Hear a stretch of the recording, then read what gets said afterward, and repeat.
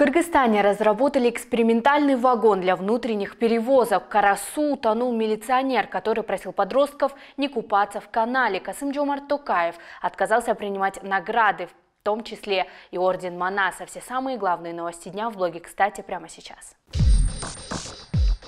Вагонный завод филиала по вагонному хозяйству Кыргызтемиржолу представил экспериментальный модернизированный пассажирский вагон, предназначенный для внутриреспубликанского сообщения. Об этом сообщила пресс-служба компании. Модернизацию провели на базе вагона, подлежащего списанию. Без изменения конструкции вагона для обеспечения безопасности усилили кузов. Конструкционная часть вагона не поменялась. Модернизации коснулась внутреннего интерьера. Ладно.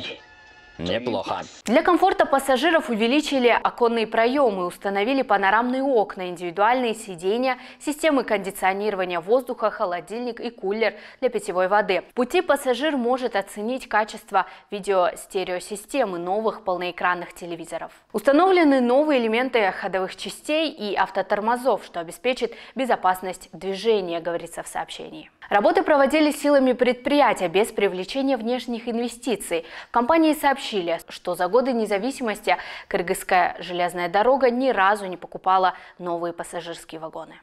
Ну, я не знаю, я не удивлен. В селе Курбан-Кара Карасуйского района в канале Савай утонул участковый милиционер Саимых Мырзабеков, сообщили в пресс-службе УВД Орской области. Ой, какой кошмар.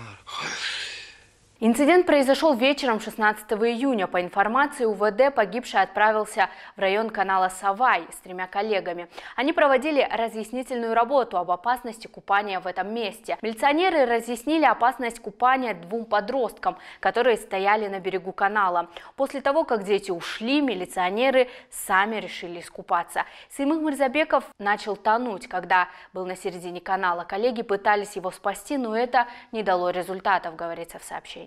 Тело утонувшего искали 130 сотрудников милиции и 38 спасателей. Они смотрели 12 километров канала, включая приграничное с Узбекистаном село Акташ.